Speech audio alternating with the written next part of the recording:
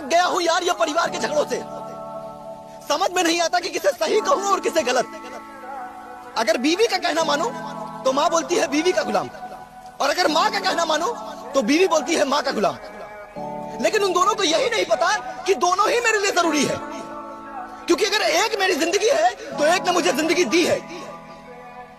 कभी कभी मैं सोचता हूं कि जब एक बेटी गलती करे तो फिर चाहे कुछ भी हो जाए माँ उसे माफ कर देती है, लेकिन जब वही एक बहू गलती करे तो फिर वही सासू माँ उसे माफ क्यों नहीं कर पाती है। और जब एक माँ गलती करे तो फिर चाहे कुछ भी हो जाए बेटी उससे रिश्ता नहीं तोड़ती है, लेकिन जब वही एक सासू माँ गलती करे तो फिर वही बहू उससे रिश्ता क्यों तोड़ने लग जाती है।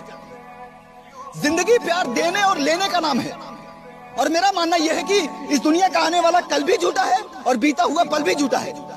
अगर कुछ सच है तो वो है आज, और हमारी जिंदगी का बीतता हुआ हर एक सेकंड हमें उस दलदल की ओर ढकेल रहा है जहां हमें पछतावे के सिवा कुछ हाथ नहीं लगेगा, जहां हमारे माँ बाप भाई बहन तो होंगे लेकिन सिर्फ याद होंगे।